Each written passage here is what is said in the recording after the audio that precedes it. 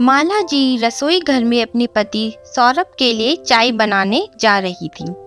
तभी डोरबेल बजी और वो दरवाजा खोलने चली गई। जब दरवाजा खोला तो सामने बेटा और बहू खड़े थे।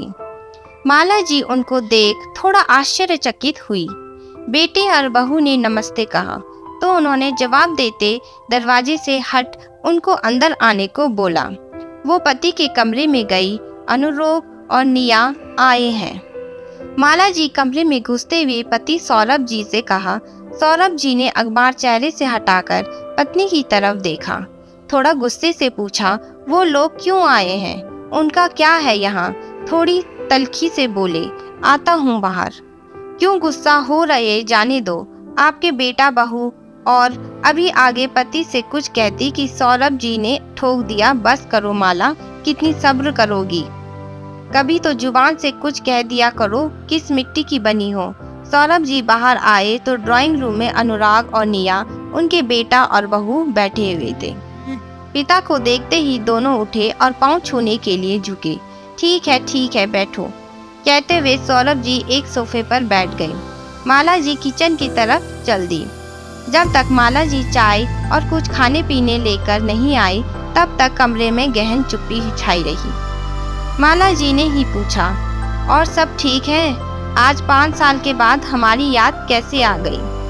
अनुराग ने पहले माँ की तरफ देखा, फिर पापा की तरफ देखा और बोला, याद तो मम्मा बहुत दिनों से आ रही थी, पर हिम्मत आज ही कर पाए हैं आपके सामने आने की। और अनुराग अचानक उठकर पापा के पास गया और उनके पैर पकड़कर बिलख उठा। निया ने मुंह नीचे कर लिया, उसकी भी आंखें नम हो गई। सौरभ जी ने कुछ नहीं कहा। माला जी की आंखों में आश्चर्य था।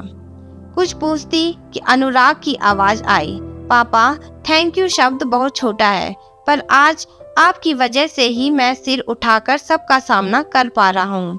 अगर आपने वक्त पर हमारी सहायता ना करी होती तो 35 लाख ना दिए होते तो पापा आज मैं जेल में होता।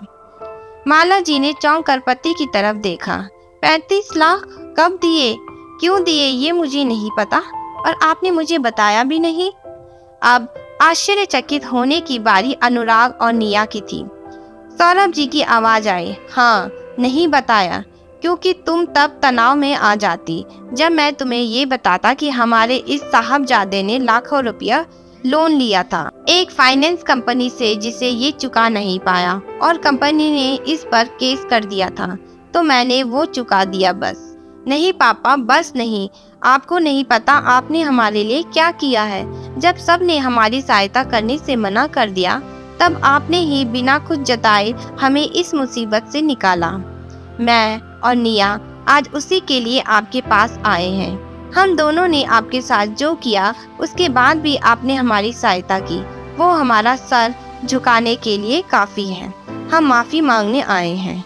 आप दोनों प्लीज हमें माफ कर दें। जो हुआ उसे भूल जाएं।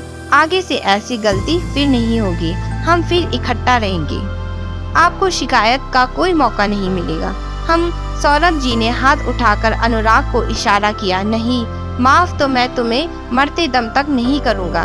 तुमने मुझे कुछ कहा होता तो शायद मैं सह भी लेता, पर तुमने और तुम्हारी बीवी ने अपनी इस माँ पर सोने के कंगन की चोरी का इल्जाम ही लगा दिया। तुम भूल गए थे तुम्हारी इसी माँ ने तुम्हारी बुआ के लिए अपना सारा सोना तुम्हारे दादा दादी के हाथ में रख दिया था कि घर की इज्जत का सवाल है, सोना तो जिंदगी में कभी भी बन जाएगा, पर आपकी पगड़ी में उछलने नहीं दूंगी। खुद नौकरी करते हुए भी कभी पैसों का मोह नहीं रखा। तुम्हारी पढ़ाई लिखाई, तुम्हारे करियर को बनाने के लिए उसने क्या क्या ना किया, मुझसे पूछो। और तुमने अपने माँ को ही चोर बना दिया।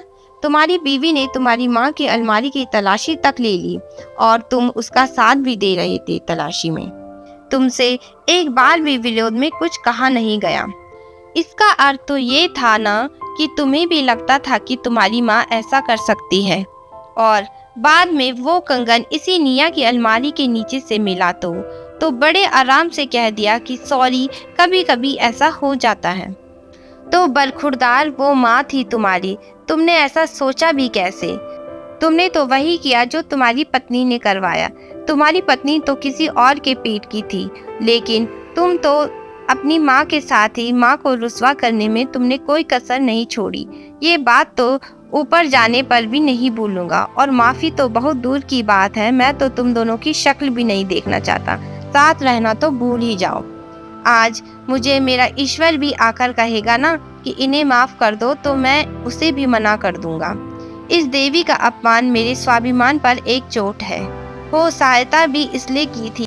अगर तुम्हारे जेल जाने की खबर इसे मिलती तो यह उसी दिन ऊपर चली जाती, और मैं इसे खोना नहीं चाहता।